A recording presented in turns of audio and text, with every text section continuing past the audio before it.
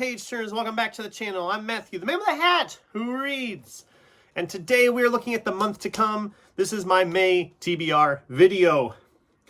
We have 10 books here that I hope to get read in May. We'll see if that happens, because one of the books is actually from April that we haven't even started and will not get started. So we're going to just move it into May and be done with it. And some of these are a little bit shorter, but there's also a couple of them that are a lot longer. So we'll see how we do. Let's just dive on in to what we're planning to read in May. Like I said, we didn't get to this one yet, and I want to. Everybody's like, you haven't gone past book 1. I'm going to try again. Carl's Doomsday Scenario from Matt Dinniman. I really loved the first book. I've heard great things about this series as a whole. I just haven't seemed to get back into going with them. So hopefully we finally get to book 2 in May. It's not going to be the first one I pick up because I have some other ones I want to hit first, but I am going to try to get this one done in May.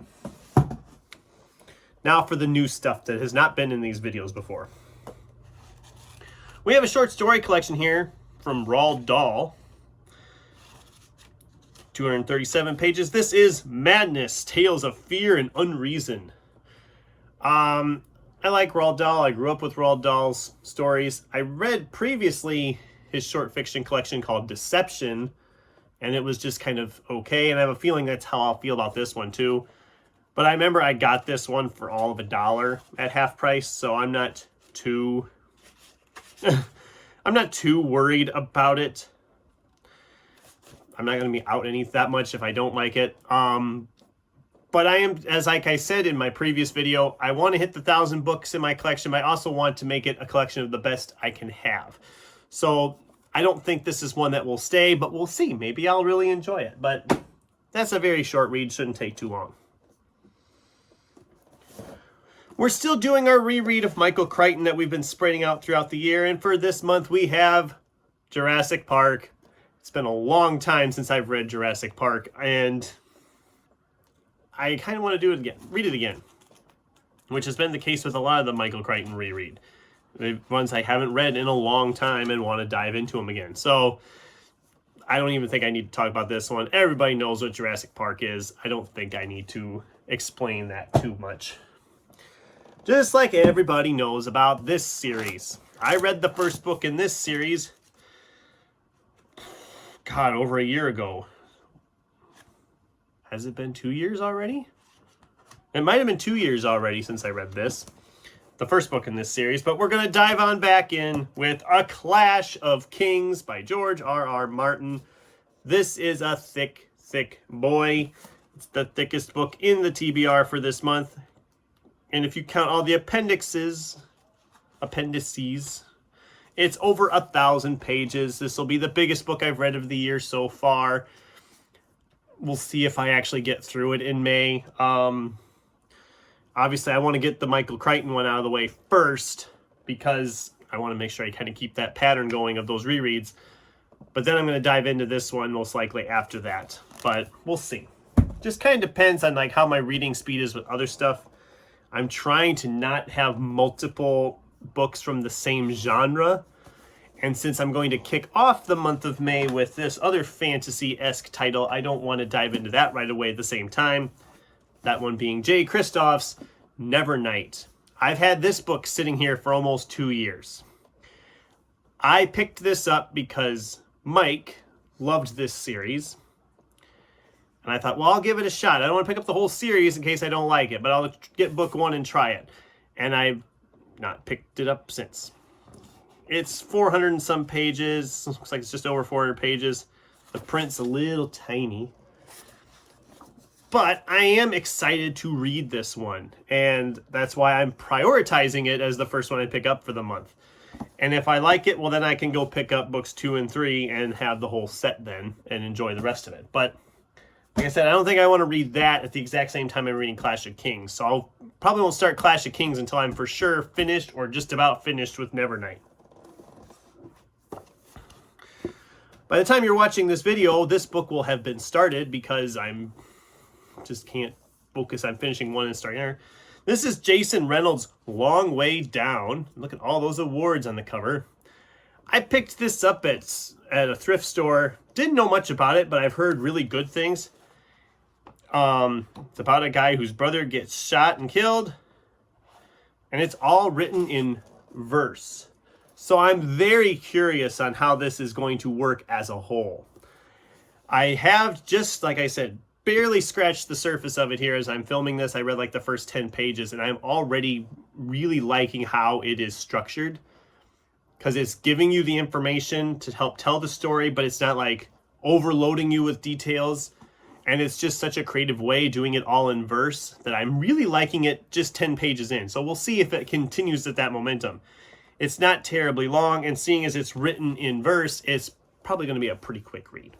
So that'll probably be the first book I finish for the month of May. We went to the library. My library is currently in the process of getting ready for a big shelf remodel. They're getting all new shelving. And I was there helping with stuff, with some of the moving of some of the books and stuff. This one I did technically check out before all that, but I renewed it so I would have time to read it here in May because I knew my April was not going to happen. But this is Mitch Albom's Twice. I'm a huge fan of Mitch Albom, and I can't believe it took me this long to pick this one up. I think this one was published, like last October? It's not going to say in here. Just 2025. I know it was last fall, and I just never got around to it, and it bums me out. This is the large print edition, so the print's nice and big, but Mitch Albom's books tend to go for me really quickly, and since it's only like 350 pages in large print, I'm probably going to fly through this one pretty quick as well. This book I don't know much about. I picked it up because it sounded interesting. It's a sci-fi novel.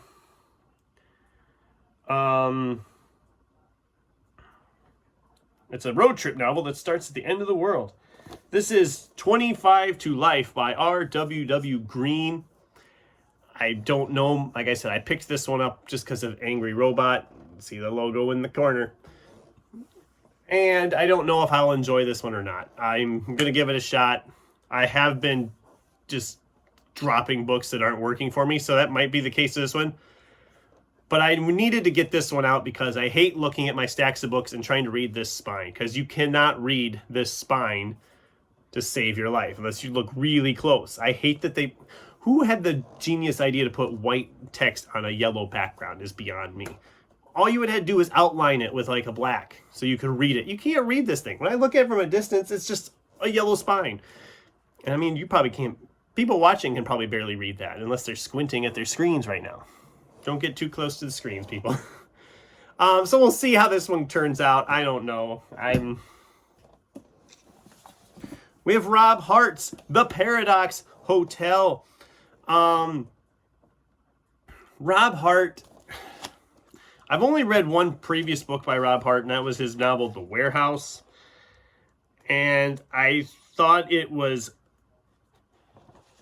fine. I liked the premise, but it seemed like they weren't exactly sure what they were going for.